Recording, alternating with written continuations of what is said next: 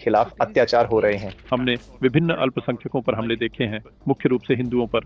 अब यह वाकई गंभीर है क्योंकि लोगों पर सड़कों पर हमले किए गए हैं, उन पर उनके घरों में भी हमले किए गए हैं। हम एक धर्मनिरपेक्ष बांग्लादेश चाहते हैं। भारत के भविष्य के प्रति आपका दृष्टिकोण और आपकी सोच क्या है? भारत को संयुक्त राष्ट्र का स्थायी सदस्य होना चाहिए, सुरक्षा परिषद का। क्या आपको लगता है कि संयुक्त राष्ट्र अभी भी महत्वपूर्ण है? मुझे लगता है संयुक्त राष्ट्र की समस्या है कि वह सिर्फ बातचीत का मंच बन गया है और हमेशा कोई महाशक्ति वीटो का इस्तेमाल करती है। क्या हमें यह कहना चाहिए कि डोनाल्ड ट्रंप ने किसी भी तरह से यूके को इस दिशा में सोचने के लिए मजबूर किया है? यूके में ग्रूमिंग गैंग्स की यह स्थिति एक बहुत बड़ी समस्या बनी हुई है। मुख्य रूप से पाकिस्तानी पुरुष जानबूझकर अपने रास्ते से हटकर इन युवा लड़कियों को ढूंढने के लिए निकलते हैं, जबकि ये पूरी तरह से शोषणकारी है। लंदन और पूरे यूके में पाकिस्तानियों की संख्या लगातार बढ़ रही है। क्या आपको लगता है कि वर्तमान कंजर्वेटिव सरकार स्थानीय सरकार के लिए उनकी सुरक्षा कर रही है? सर, आपने ब्रिटिश सरकार से अमृतसर हत्याकांड के लिए औपचारिक माफी मांगने की अपील की है। आपको क्यों लगता है कि आज भी भारत के लिए यह माफी महत्वपूर्ण है? इस विशेष मुद्दे पर बहस का नेतृत्व किया जिसमें सरकार से माफी मांगने की अपील की गई थी। मुझे लगता है कि अलग अलग समय पर हमने कुछ भयानक चीजें की हैं और जब भयानक चीजें की गई तो मेरा मानना है कि आपने संसद में आतंकवाद और कश्मीर से संबंधित मुद्दों पर जोरदार तरीके से अपनी बात रखी है।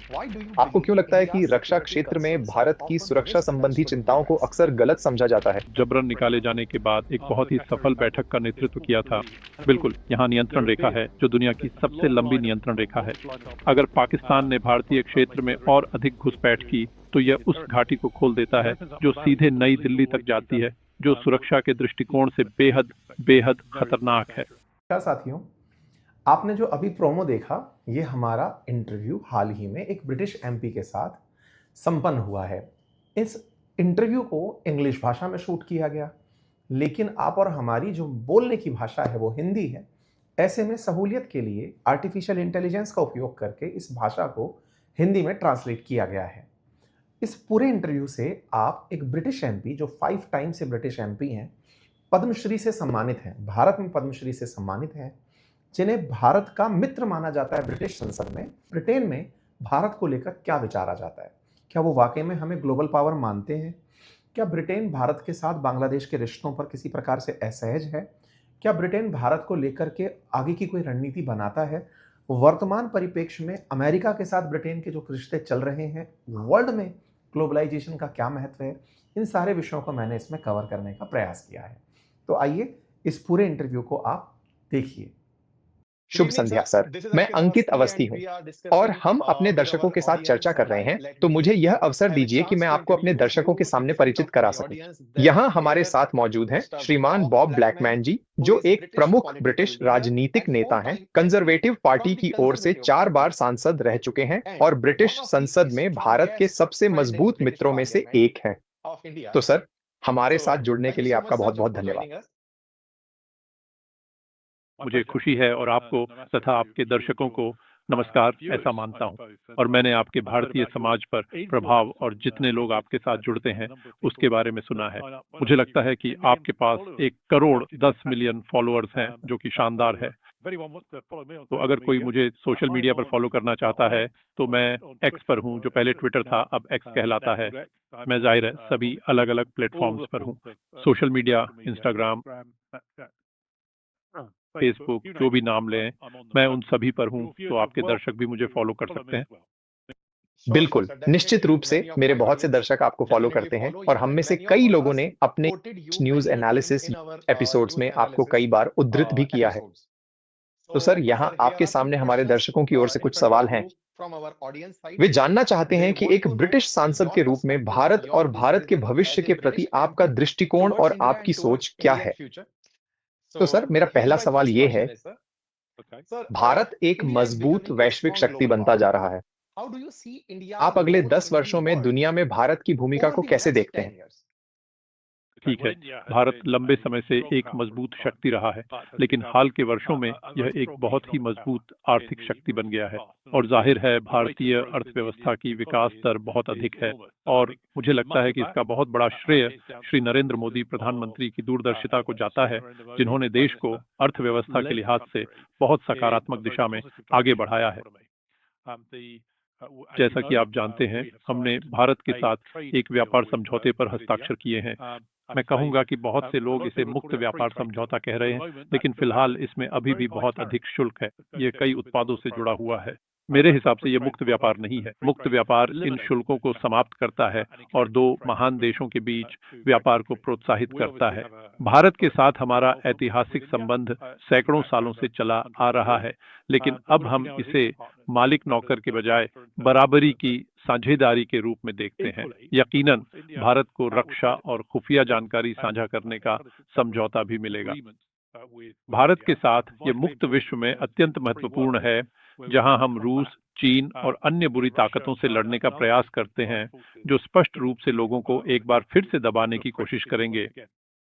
तो मुझे लगता है कि भारत के बारे में एक और बहुत महत्वपूर्ण बात यह है कि वहाँ की आबादी बहुत युवा है, और ये एक युवा बढ़ती हुई आबादी है जो अत्यंत बुद्धिमान लोगों से भरी है, जो व्यापार में आगे बढ़कर असली उद्यमी बनना चाहते हैं। और एक सच्चाई ये है कि भारतीय दुनिया में जहां भी जाते हैं अपनी जिंदगी में आगे बढ़ते हैं और ये सुनिश्चित करते हैं कि वे जिस देश में हैं वहां की अर्थव्यवस्था की रीढ़ बन जाए। तो वे न केवल अपने लिए बल्कि उन सभी देशों के लिए भी जीवन के अवसरों को बेहतर बना रहे हैं जहां वे रहते हैं। मेरे लिए अब सबसे बड़ा मुद्दा यह है कि जहां तक भारत के भविष्य का सवाल है, मैं पिछले 10 वर्षों से कह रहा हूं कि भारत को संयुक्त राष्ट्र का स्थायी सदस्य होना चाहिए, सुरक्षा परिषद का। अब ये इतना महत्वपूर्ण खिलाड़ी बन गया है कि उसे उस स्थान का हकदार होना चाहिए। अगर हम समय में पीछे जाएं तो स्पष्ट है कि जब भारत स्वतंत्र हुआ था तब यह विचार था कि चीन को संयुक्त राष्ट्र में सीट मिलनी चाहिए सुरक्षा परिषद में, और पंडित नेहरू के नेतृत्व में भारत ने पीछे हटने का फैसला किया।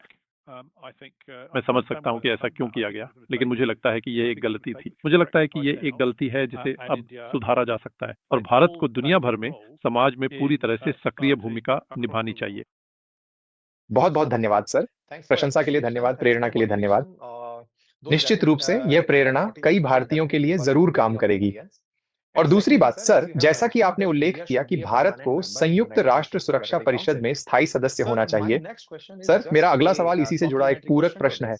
हाल की स्थिति में जब वैश्वीकरण को पहले ही अमेरिका द्वारा चुनौती दी जा रही है, हाल की सरकार के चलते, क्या आपको लगता है कि संयुक्त राष्ट्र अभी भी महत्वपूर्ण है? मुझे लगता है संयुक्त राष्ट्र की समस्या है कि वह सिर्फ बातचीत का मंच बन गया है और हमेशा कोई महाशक्ति वीटो का इस्तेमाल करती है। दुखद सच्चाई यह है, लेकिन हमें वास्तव में स्वतंत्र देशों के गठबंधन की जरूरत है। मैं संयुक्त राज्य America, United kingdom, Canada, Australia, Israel, Bharat और अन्य उपयुक्त देशों को, जिन्हें हम स्वतंत्र विश्व का हिस्सा मानते हैं, एकजुट होने और अपनी साझा क्षमताओं का उपयोग रूस और चीन से आने वाले दुष्प्रभावों का मुकाबला करने के लिए करने की आवश्यकता मानता हूँ। चीन ने हाल के वर्षों में अपने क्षितिज और प्रभाव को पूरी दुनिया में फैलाने की कोशिशें बढ़ा दी हैं, और मुझे लगता है कि यह एक बुरी बात है। मेरा मतलब है, भारत चीन के साथ अच्छे संबंध रखता है, और यूके के प्रधानमंत्री हाल ही में चीन में थे, संबंधों को बेहतर बनाने की कोशिश कर रहे थे। लेकिन हकीकत यह है कि वे एक खतरा हैं और हमें उन्हें खतरे के रूप में देखना होगा, न केवल विश्व अर्थव्यवस्था के लिए बल्कि उन देशों के संदर्भ में भी जो नहीं चाहते कि चीन उन्हें चलाए। तो मेरा अगला सवाल इसी सवाल से जुड़ा हुआ है कि आजकल जब आप विपक्ष में हैं और आपकी लेबर पार्टी सरकार लगभग 8 साल बाद चीन का दौरा किया, उन्होंने चीन के साथ अपने संबंध बनाए हैं, लेकिन मौजूदा हालात का विश्लेषण करते हुए क्या हमें यह कहना चाहिए कि डोनाल्ड ट्रंप ने किसी भी तरह से यूके को इस दिशा में सोचने के लिए मजबूर किया है? आप एक विपक्ष के रूप में इसे कैसे देखते हैं? खैर, यह दिलचस्प है क्योंकि जाहिर है कि कुछ गतिविधियों को लेकर चिंताएं हैं जिनका संयुक्त राज्य अमेरिका के राष्ट्रपति डोनाल्ड ट्रंप ने अमेरिका और भारत के संबंधों पर प्रभाव डाला है। दोनों देशों के बीच व्यापार समझौते को लेकर काफी चर्चा हुई थी, और फिर निश्चित रूप से डोनाल्ड ट्रंप ने इस पर नाराजगी जताई कि भारत रूस से तेल खरीद रहा था और संभवतः चीन के साथ अन्य गतिविधियों में भी शामिल था, जो कि संयुक्त राज्य अमेरिका की इच्छाओं के विपरीत था। यूके के नजरिए से हम दुनिया भर में दोस्ताना रिश्ते बनाए रखेंगे और अपनी सॉफ्ट पावर का उपयोग करेंगे। वे और लोगों के साथ अपने ज्ञान और संपर्कों का इस्तेमाल करके दुनिया की सुरक्षा बढ़ाते हैं और युद्ध कम करने का प्रयास करते हैं।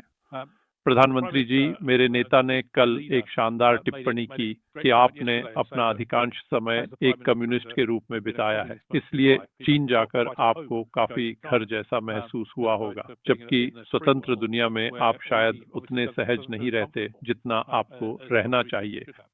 तो हम काफी ज्यादा चिंतित हैं बहुत सारी बातों को लेकर। एक है चीन में अल्पसंख्यकों जैसे उइगर मुसलमानों पर अत्याचार। वहां गुलाम मजदूरी का इस्तेमाल किया जाता है, जिससे उत्पादित वस्तुएं पश्चिमी देशों में बेची जाती हैं। इससे पश्चिमी देशों को बराबरी की शर्तों पर मुकाबला करने में दिक्कत होती है, क्योंकि भारत जैसे देश अपने कामगारों और उनके उत्पादों के लिए भुगतान करते हैं, जिससे लागत बढ़ाती है उन वस्तुओं के मुकाबले, जबकि चीन वास्तव में कुछ खास लोगों पर गंभीर दमन कर रहा है और उन्हें मुफ्त में काम करने के लिए मजबूर कर रहा है। ये निश्चित रूप से एक गंभीर चिंता का विषय है।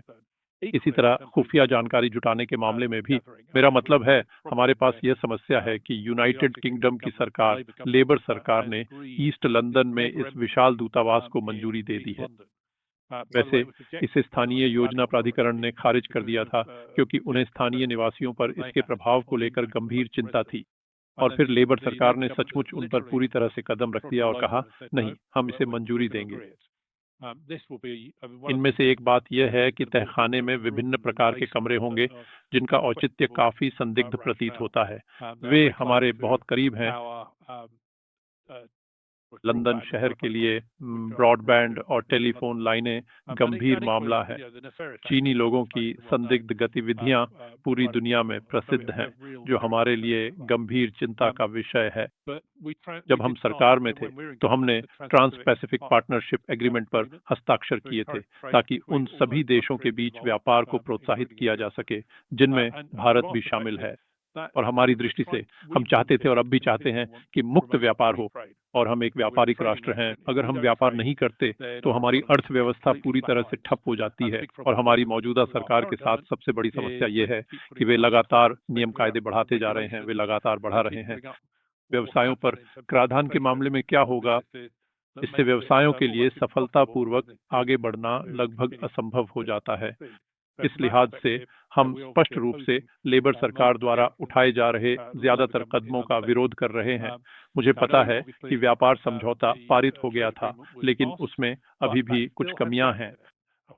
हकीकत यह है कि कानूनी सेवाएं, लेखा सेवाएं और अन्य सेवा उद्योग इस व्यापार समझौते के दायरे में नहीं आते हैं। और यह एक बड़ी समस्या है, क्योंकि इससे भारतीयों को यूके में प्रैक्टिस करने से रोका जाता है और यूके नागरिकों को भारत में प्रैक्टिस करने से रोका जाता है, और इन बाधाओं को दूर करना जरूरी है।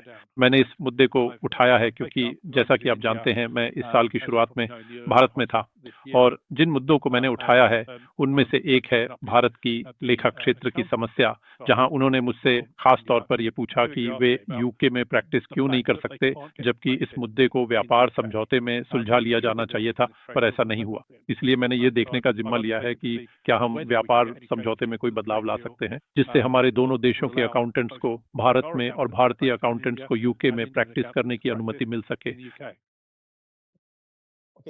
तो आपने भारत की कई बार यात्रा की है। डिप्लोमेसी के अलावा आपको भारत की ओर क्या आकर्षित करता है? ठीक है, असल में जब भारतीयों ने पहली बार बड़ी संख्या में यूके आना शुरू किया था, तब मैं स्कूल में था। जाहिर है, हम उन्हें युगांडा के एशियाई कहते हैं, लेकिन वे भारतीय मूल के थे, जो पहले भारत गए, फिर युगांडा गए, और फिर ईदी अमीन ने उन्हें वहां से निकाल दिया, और फिर अलग अलग देशों में भी ऐसा ही हुआ। तो वे यूके की ओर आ गए, जो कि बहुत अच्छी बात है। मेरे पास आज भी ऐसे दोस्त हैं जो उस समय आए थे जब मैं स्कूल में था। जब लोग आए, जमीन पर बर्फ और बहुत ठंड थी। वे इस मौसम के आदी नहीं थे, तो ये उनके लिए बड़ा बदलाव था। तभी से भारत ने मुझे आकर्षित किया। बेशक कई भारतीयों ने नॉर्थ वेस्ट लंदन को अपना घर बना लिया है। उन्होंने शुरुआत की दुनिया भर में प्रसिद्ध इलिंग रोड पर, जो बन गया भारतीय समुदाय के लिए आभूषणों का केंद्र, और फिर वे हैरो की ओर बढ़ गए। और बेशक लीसेस्टर, बर्मिंघम और देश के अन्य हिस्सों में भी बड़ी भारतीय समुदाय हैं। तो मेरे दोस्त हैं, और जाहिर है मैं हैरो ईस्ट का प्रतिनिधित्व करता हूं, जहां मेरे मतदाताओं में से 37% भारतीय मूल के हैं। वे मूल रूप से पूर्वी अफ्रीका से आए हो सकते हैं या सीधे भारत से भी आ सकते हैं, लेकिन जाहिर है ये मेरे द्वारा प्रतिनिधित्व किए जाने वाले लोगों का एक बड़ा हिस्सा है। तो राजनीतिक दृष्टिकोण से ये स्वाभाविक है। लेकिन जब मैं लंदन ब्रेंट में काउंसलर था, उस दौरान 24 वर्षों में से 20 साल मैं नेता रहा और 6 साल काउंसिल का नेता रहा, और उस समय के दौरान हमने वास्तव में विश्व प्रसिद्ध निथोन मंदिर के विकास को बढ़ावा दिया और उसे बनाने की योजना को मंजूरी दी। मैंने भूमि और भवन समिति के अध्यक्ष के रूप में श्री वल्लभ निधि जी को भी सक्षम किया, जिन्होंने इस भव्य थानाटन मंदिर का निर्माण किया ईलिंग रोड पर सभी अन्य राजनीतिक पार्टियों के विरोध के बावजूद। और मैंने हमेशा लोगों के धर्म के उत्सव को प्रोत्साहित करने और बढ़ावा देने के लिए काम किया है। मैं पूरी निष्ठा से मानता हूं कि लोगों को अपना धर्म मनाने की पूरी आजादी होनी चाहिए, जब तक कि वह किसी और पर असर न डाले, और यह सुनिश्चित करने में कि उन्हें ऐसा करने का अवसर मिले। और निश्चित रूप से सबसे बड़ी बात यह है कि भारतीय समुदाय ने अपना समय और धन दान करने में बहुत उदारता दिखाई है इन भव्य मंदिरों के विकास की दिशा में। अब हैरो क्षेत्र में, जिसे मैं प्रतिनिधित्व करता हूं, हमारे पास केंसिंगटन मंदिर है, हमारे पास स्टैनमोर मंदिर है, हमारे पास कुमकुम मंदिर है जो एक वेयरहाउस के ऊपर बना हुआ मंदिर है। मेरा मतलब है, ये दिखाता है कि जब लोगों को किसी कार्य को पूरा करना होता है तो क्या कुछ किया जा सकता है। हमारे पास 2 जैन मंदिर भी हैं, उदाहरण के लिए, जो अद्भुत हैं। साथ ही हमारे पास एक बड़ा सेंसर भी है और हमारे पास एक इस्लामिक सेंटर भी है। तो आप जानते हैं, हमारे पास सभी धर्म हैं, जैसे एक बड़ा मेल्टिंग पॉट। तो जैसा कि आप कहते हैं, मुझे कई बार भारत जाने का अवसर मिला है। अब तक मैंने भारत के 28 में से 14 राज्यों का दौरा किया है। असल में इस साक्षात्कार से ठीक पहले मैं गोवा विधानसभा के एक सदस्य की मेजबानी कर रहा था जो यूके का दौरा कर रहे हैं। मैंने कभी गोवा का दौरा नहीं किया है, तो ये एक जगह है जिसे मुझे अपनी बकेट लिस्ट में निश्चित रूप से शामिल करना ही चाहिए। देखा जाए तो हाल ही में आपने राजस्थान का दौरा तो किया ही होगा। मैं वहीं से इस वक्त सीधे आपके साथ लाइव जुड़ा हूं। मुझे याद है कि मैंने राजस्थान का दौरा किया हुआ था। असल में मेरी पिछली राजस्थान यात्रा चुनाव से पहले एक दिन की थी, क्योंकि मैं दिल्ली में था और हम वहां राजस्थान गए थे। मुझे लगता है कि हम वहां की बेहतरीन मोटरवे के पहले उपयोगकर्ताओं में से हैं। अब हम दिल्ली और जयपुर के बीच हैं। हमने जयपुर के पुराने शहर की खूबसूरती देखी और वहां के शानदार और भव्य किलों की सैर की। और इस बार हम मुख्य रूप से राजस्थान का दौरा कर रहे थे और राजस्थान विधानसभा के अध्यक्ष के साथ समय बिताया, जिन्हें मैंने मेजबानी की थी जब वे यूके आए थे, और मैंने वहां बड़ी संख्या में लोगों से मुलाकात की, जाहिर है उप मुख्यमंत्री से भी। हाँ, और दुर्भाग्यवश मुझे लगता है कि मुख्यमंत्री कहीं और थे। मुझे लगता है शायद वे दिल्ली या कहीं और थे, तो हम उनसे नहीं मिल पाए। लेकिन नहीं, मेरा मतलब है, हमने राजस्थान के साथ वो दोस्ती बनाई है। मुझे लगता है कि ये जरूरी है कि यूके के राजनेता अन्य देशों के राजनेताओं के साथ दोस्ती बनाएं, क्योंकि तब हम एक दूसरे के हितों को बढ़ावा दे सकते हैं। जहां समस्याएं हैं, हम उनके बारे में बातचीत कर सकते हैं, देख सकते हैं कि हम मदद के लिए क्या कर सकते हैं, और साथ ही यह भी सुनिश्चित करें कि ऐसे निर्देश दिए जाएं ताकि अगर कोई व्यापार करना हो तो वे कर सकें, व्यापार कर सकें। मेरे लिए ये सब बहुत महत्वपूर्ण है। तो सर, मुद्दे पर आते हैं। जैसा कि आपका भारतीय नागरिकों और विदेशों में बसे भारतीय प्रवासी समुदाय के साथ बहुत गहरा जुड़ाव है, आपको उनकी सोच की काफी अच्छी समझ है और आप उनके विचारों का सम्मान करते हैं। इसी सिलसिले में मैंने हाल ही में कहीं देखा है कि यूके में ग्रूमिंग गैंग्स की यह स्थिति एक बहुत बड़ी समस्या बनी हुई है। चूंकि आप यूके में छात्र नेता और काउंसलर रहे हैं और उसके बाद 4 बार सांसद बने हैं, तो आप इस समस्या को कैसे देखते हैं? असल में 5 बार सांसद। ओह! माफ कीजिए, मुझे बहुत खेद है। 5 बार। ठीक है, कोई बात नहीं। हाँ, ग्रूमिंग गैंग कांड। मैं सेलेक्ट कमेटी, हाउसिंग कम्युनिटी और लोकल गवर्नमेंट सेलेक्ट कमेटी में बैठा करता था, जहां ग्रूमिंग कांड सबसे पहले सबके सामने आया था। हमने रोदरहैम और रोचडेल के मामलों में विस्तृत रूप से जांच की थी और फिर हमने इसके बाद आगे की कार्रवाई की। विभिन्न लोगों से साक्ष्य लिए। मुझे कहना पड़ेगा, उनमें से कुछ अनुभव बहुत ही दर्दनाक थे। हकीकत यह है, और यही हमारी एक बड़ी समस्या है, कि यूनाइटेड किंगडम में प्रेस और मीडिया लगातार इसे ऐसे पेश करते हैं जैसे कि यह सब एशियाई पुरुष कर रहे हैं। मुझे लगता है कि हमें इस बारे में बहुत स्पष्ट होना चाहिए। यह मुख्य रूप से, पूरी तरह नहीं लेकिन मुख्य रूप से, पाकिस्तानी पुरुष हैं जो युवा श्वेत लड़कियों को ग्रूम कर रहे हैं। अधिकतर समय ये युवा श्वेत लड़कियां स्थानीय प्राधिकरण की देखरेख में होती हैं, तो वे एक टूटे हुए घर से आती हैं। हो सकता है वे अनाथ हों। यह भी हो सकता है कि उनके माता-पिता बच्चों की देखभाल करने में सक्षम ना हों या बच्चों को पालने में कठिनाई हो रही हो। हो सकता है बच्चों का व्यवहार बहुत खराब रहा हो और उन्हें संरक्षण में लेना पड़ा हो। अक्सर इन श्वेत लड़कियों ने घरेलू हिंसा देखी होती है। उन्हें लगता है जैसे समाज और उनके माता-पिता ने उन्हें अस्वीकार कर दिया है और इसलिए वे अक्सर सोचती हैं कि जो भी उन्हें थोड़ा सा स्नेह और ध्यान देता है, वह अच्छे इरादों से ऐसा कर रहा है। दुर्भाग्यवश, जैसा कि मैंने कहा, ये मुख्य रूप से पाकिस्तानी पुरुष, पूरी तरह नहीं लेकिन मुख्य रूप से पाकिस्तानी पुरुष जानबूझकर अपने रास्ते से हटकर इन युवा लड़कियों को ढूंढने के लिए निकलते हैं। और फिर जाहिर है वे उन्हें इस विश्वास में ले जाते हैं कि उनके साथ यौन संबंध बनाना सामान्य है और यह सिर्फ प्यार दिखाने का एक तरीका है आदि, जबकि ये पूरी तरह से शोषणकारी है। अब यूके में समस्या ये है कि ये पूरे यूनाइटेड किंगडम में हो रहा है, सिर्फ कुछ शहरों और कस्बों में नहीं। और हम लंबे समय से मांग कर रहे हैं कि इस पूरी समस्या पर एक जज के नेतृत्व में जांच हो, क्योंकि इसमें सिर्फ स्थानीय प्रशासन ही शामिल नहीं रहे हैं। कई बार इन लड़कियों के साथ जुड़े कार्यकर्ताओं ने भी इन ग्रूमिंग गैंग्स के व्यवहार को स्वीकार लिया है। पुलिस ने भी इन्हें नजरअंदाज कर दिया है। इन युवा लड़कियों को वेश्या जैसा ही समझा गया। क्या आप अपनी स्थानीय राजनीति के बारे में विस्तार से बता सकते हैं? हाँ, सही है, और स्थानीय राजनेता इस मुद्दे को सुलझाने में असफल रहे हैं और अक्सर इसे छुपाया गया है क्योंकि इसमें शामिल व्यक्ति खुद चिंतित थे। तो ऐसे कई मौके हैं जब लोगों ने वह कदम नहीं उठाए जो उन्हें उठाने चाहिए थे। ऐसे लोग हैं, ऐसे आरोप हैं कि कुछ लोग सीधे तौर पर इसमें शामिल थे और इसी वजह से हमारे पास सालों से हजारों पीड़ित हैं। यह यूनाइटेड किंगडम में एक बड़ा घोटाला है और इस समय मौजूदा सरकार लोगों की रक्षा के नाम पर टालमटोल कर रही है, ऐसा हमें लगता है, जिन्हें जवाबदेह ठहराया जाना चाहिए। और मुझे डर है, ये इतना गंभीर मुद्दा है कि हम, जैसा कि मैंने कहा, हम इस पर देशव्यापी जांच शुरू करवाने की कोशिश कर रहे हैं, लेकिन सरकार इसका विरोध कर रही है। और इस समय हम ऐसी स्थिति में हैं जहां जिन दो लोगों से जांच की अध्यक्षता करने के लिए संपर्क किया गया था, दोनों ने ही यह जिम्मेदारी लेने से इनकार कर दिया। तो सरकार अब भी किसी ऐसे व्यक्ति की तलाश कर रही है जो जांच की अध्यक्षता की जिम्मेदारी ले और सच्चाई तक पहुंचे। और दुर्भाग्यवश हमारे पास पुलिस अधिकारियों की गिरफ्तारी भी हुई है। उनकी सीधी संलिप्तता के लिए उन्हें गिरफ्तार किया गया है। स्पष्ट रूप से इस मामले से जुड़े कई तरह के लोगों को गिरफ्तार किया गया है। अब हम देखेंगे कि उन सभी लोगों के खिलाफ कार्रवाई की जाएगी जो इसमें शामिल रहे हैं, चाहे वे कोई भी हों और उनके पास कितनी भी ताकत क्यों न रही हो, ताकि वास्तव में यह सुनिश्चित किया जा सके कि पीड़ितों की बात सुनी जाए और इस पूरे मामले को सही तरीके से निपटाया जाए। जी सर।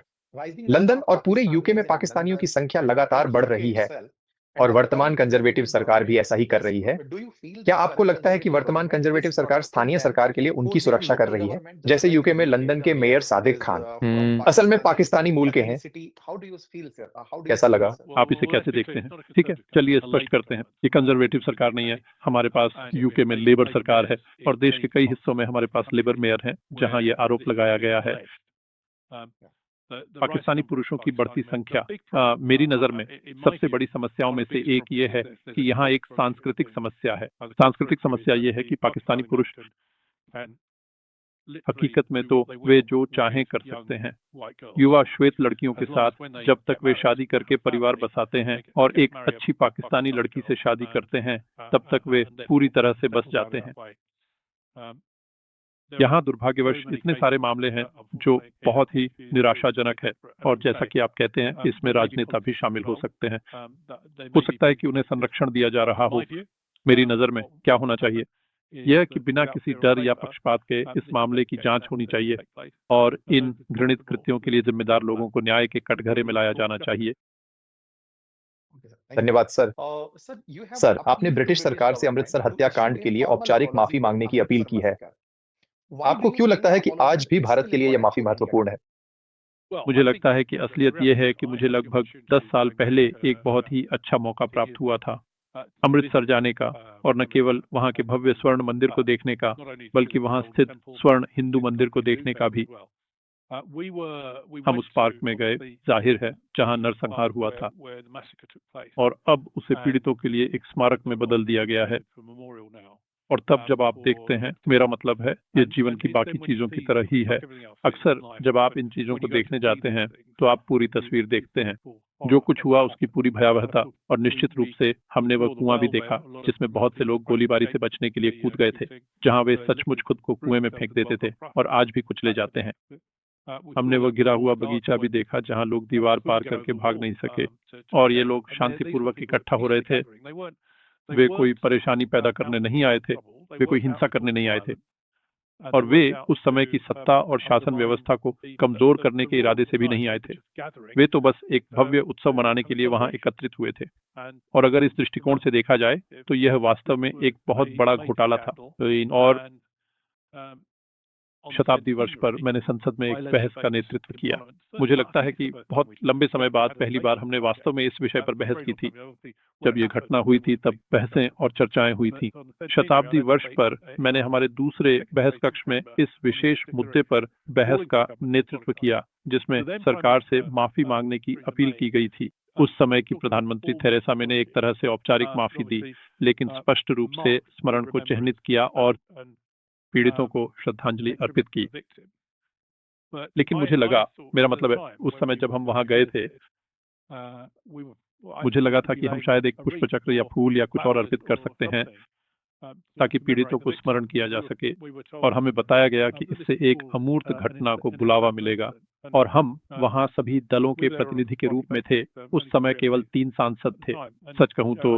और मेरे लिए ये एक ऐसी चीज की तरह था कि ब्रिटिश साम्राज्य ने कुछ महान कार्य किए हैं और कुछ भयानक भी। यह उन भयानक चीजों में से एक है, और इसलिए हमें माफी मांगनी चाहिए। हमें स्पष्ट रूप से कहना चाहिए कि यह, और उस समय के दौरान एक बात यह थी कि इस नरसंहार के नेता की शुरुआत में काफी प्रशंसा और बधाई भी दी गई थी कि उसने कानून और व्यवस्था बनाए रखी। और आप सोचते हैं, नहीं, यह व्यवस्था बनाए रखने का तरीका नहीं है जब आप एक शांतिपूर्ण भीड़ पर अंधाधुंध गोलियां चला रहे हो। और एक बात जो मैं कहना चाहूंगा वह यह है कि भगवान का शुक्र है, वह अपना, उनके पास राइफलें थीं, लेकिन वे मशीन गन नहीं ला सके। बख्तरबंद वाहन को उस जगह में नहीं ला सके, क्योंकि अगर वे ले आते तो मूल रूप से सभी मारे जाते। मुझे नहीं लगता कि कोई भी बच पाता। तो ये आपका एक नेक इशारा था और हर भारतीय इसे मानेगा। इसके लिए धन्यवाद सर। लेकिन कुछ लोग कहेंगे, आज की पीढ़ी को बीते अपराधों के लिए माफी क्यों मांगनी चाहिए? आप इस सोच को कैसे देखते हैं सर? देखिए, मेरा मानना है कि हकीकत यह है, जाहिर है कि हम यूनाइटेड किंगडम में हैं और अपनी शिक्षा प्रणाली के दौरान हम ब्रिटिश इतिहास के बारे में बात करते हैं। और मुझे लगता है कि अलग अलग समय पर हमने कुछ भयानक चीजें की हैं, और जब भयानक चीजें की गई तो मेरा मानना है कि भले ही वह हमारी पीढ़ी नहीं थी, हम नहीं थे, हम वहां नहीं थे, हम शामिल नहीं थे, लेकिन हम कह सकते हैं, मुझे तो लगता है कि सबसे कठिन काम माफी मांगना है। मेरे लिए असल में जब यह किया गया था, तब माफी मांगना यह एक भयानक अत्याचार था जो कभी नहीं होना चाहिए था। मुझे लगता है कि आप कम से कम इतना तो कर ही सकते हैं। ठीक है, तो धन्यवाद महोदय। आपने संसद में आतंकवाद और कश्मीर से संबंधित मुद्दों पर जोरदार तरीके से अपनी बात रखी है। आपको क्यों लगता है कि रक्षा क्षेत्र में भारत की सुरक्षा संबंधी चिंताओं को अक्सर गलत समझा जाता है? अच्छा सवाल। जब मैं ब्रेंट टाउन हॉल में पार्षद था, तब मैंने कश्मीरी पंडितों को जबरन निकाले जाने के बाद एक बहुत ही सफल बैठक का नेतृत्व किया था। इसलिए मैं हमेशा से कश्मीरी पंडितों का बड़ा समर्थक रहा हूं। और वास्तव में 2016 में जब मैंने दौरा किया था, तो मुझे लगता है कि मैं अभी भी यूके संसद का आखिरी मौजूदा सदस्य हूं जिसने श्रीनगर का दौरा किया है। मुझे लगता है कि कुछ यूरोपीय संसद के सदस्य MEPs गए हैं, लेकिन मुझे नहीं लगता कि कोई और मौजूदा सांसद वहां गया है। और आप जानते हैं, मैंने घाटी की खूबसूरती देखी। मैंने देखा कि मैंने यहाँ के कई स्थानीय व्यापारियों से मुलाकात और बातचीत की है, जिन्होंने स्पष्ट रूप से कहा कि यहाँ पर्यटन, हस्तशिल्प, जल विद्युत और विभिन्न प्रकार की क्षमताओं के लिए बड़ा अवसर मौजूद है। मान लीजिए कि यदि यहाँ की सुरक्षा व्यवस्था को पहले से अधिक बेहतर और सुरक्षित बना दिया जाए, ताकि सभी लोग बहुत ही आसानी से अपना व्यापार कर सकें। बिल्कुल, यहाँ नियंत्रण रेखा है, जो दुनिया की सबसे लंबी नियंत्रण रेखा है। भारत और पाकिस्तान, जिसमें पाकिस्तान द्वारा जम्मू और कश्मीर के एक हिस्से पर अवैध कब्जा किया गया, जो आखिरकार एक राज्य है, और जैसा कि अन्य सभी राज्यों ने तय किया था, या तो भारत या पाकिस्तान में शामिल होने का निर्णय लिया था। उन्होंने तय किया कि वे भारत में शामिल होना चाहते हैं। यह निर्णय दिवंगत महाराजा द्वारा लिया गया था, और निश्चित रूप से पाकिस्तानी सेनाओं ने उस निर्णय की अनदेखी की, और भारत और पाकिस्तान ने इस मुद्दे पर कई युद्ध लड़े। समस्या यह है कि अब भी वे आतंकवादी ठिकाने नियंत्रण रेखा के साथ साथ हैं, जहां पाकिस्तान ने अपनी सेनाएं तैनात कर रखी हैं। उन्हें उस नियंत्रण रेखा का उल्लंघन करने के लिए प्रोत्साहित किया जाता है। पूरी नियंत्रण रेखा की निगरानी करना बहुत कठिन है, और इसी कारण आतंकवादी घुसपैठ नियमित रूप से होती रही है। अब जैसा कि आपने बिल्कुल सही कहा, मैंने हाल ही में हुए नरसंहार की निंदा की थी, जिसने भारत और पाकिस्तान को पूर्ण युद्ध के कगार पर ला दिया था। एक सीमित युद्ध होता है, लेकिन अंततः इसका परिणाम यह होता है कि पाकिस्तान की स्थिति और भी खराब हो जाती है। लेकिन वास्तविकता यह है कि पाकिस्तान इन आतंकवादियों को शरण देता है और हमेशा उन्हें सीमा पार बड़ी गतिविधियां करने के लिए प्रोत्साहित करता है। मैं इन सभी बातों पर बहुत स्पष्ट रहा हूं। मूल रूप से उन सभी आतंकवादी ठिकानों को नष्ट कर देना चाहिए, और पाकिस्तानी सेनाओं को जम्मू कश्मीर में काम करना बंद कर देना चाहिए, और पूरे राज्य का नियंत्रण फिर से भारत के पास होना चाहिए।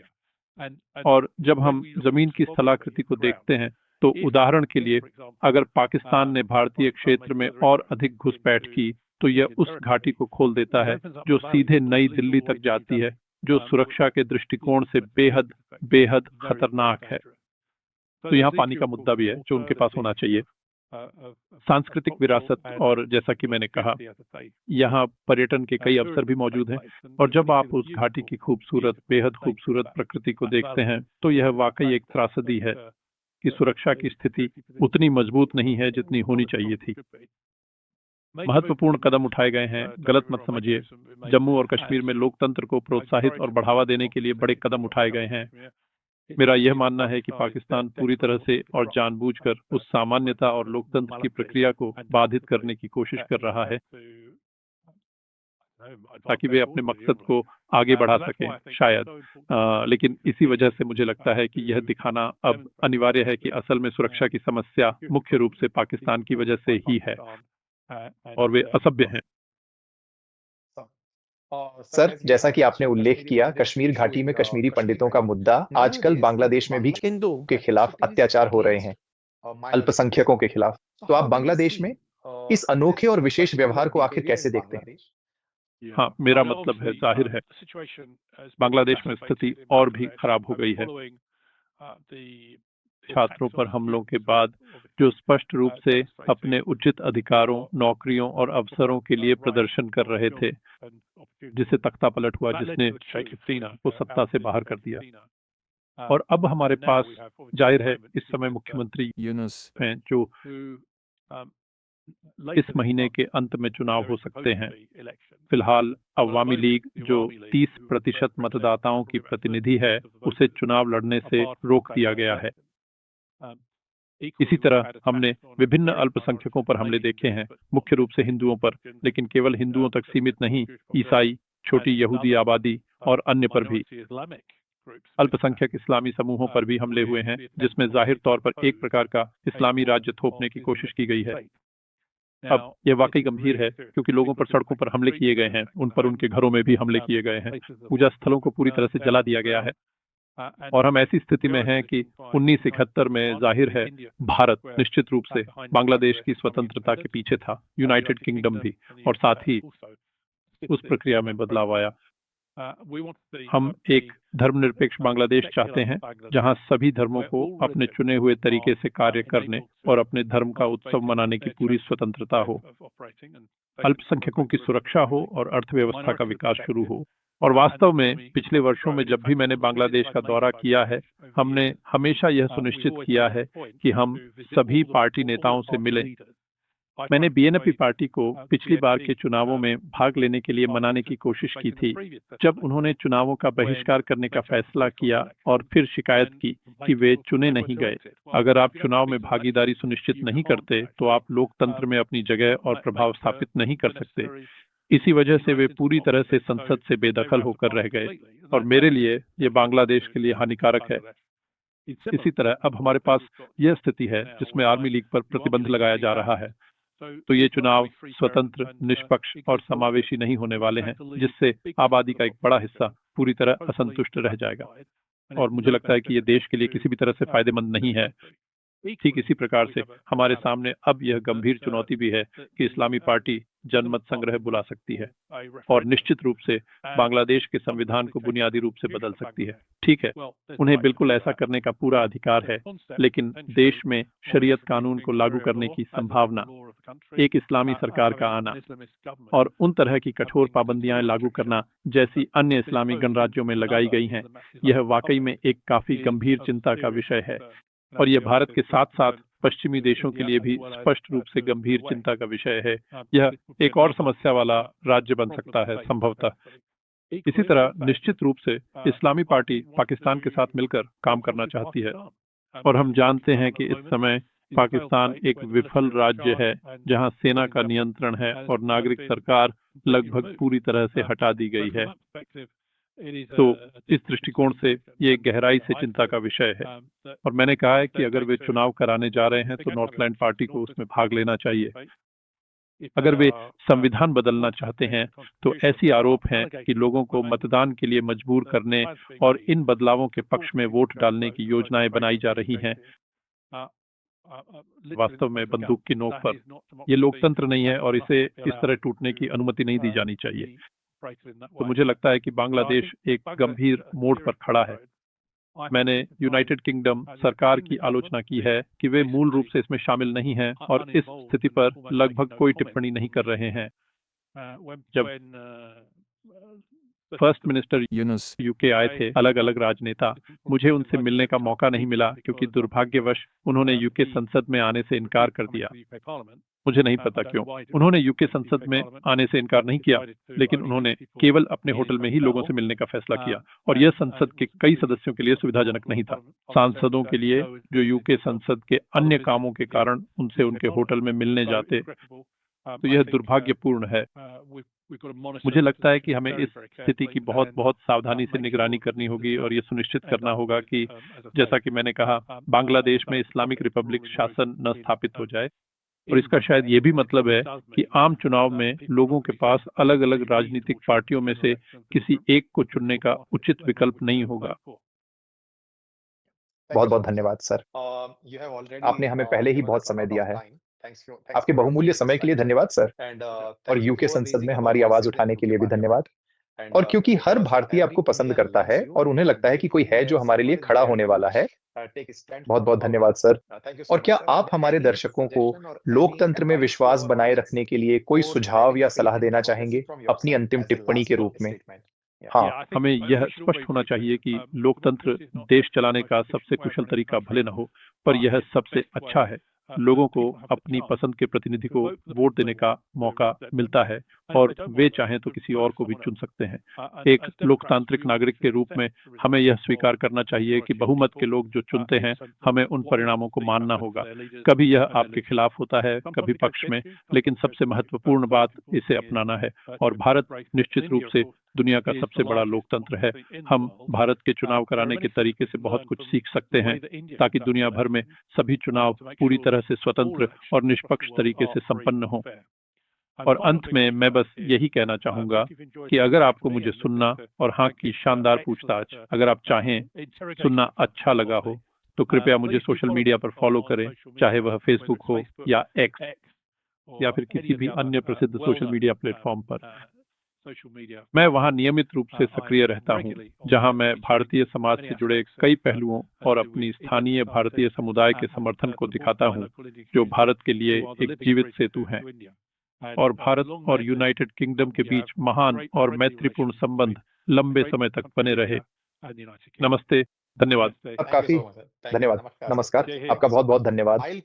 मैं आपके एक्स के फेसबुक लिंक को अपने कमेंट बॉक्स में डाल दूंगा ताकि वे सीधे आपसे जुड़ सकें और अपनी रुचि दिखा सकें। आपके धैर्य के लिए बहुत बहुत धन्यवाद महोदय।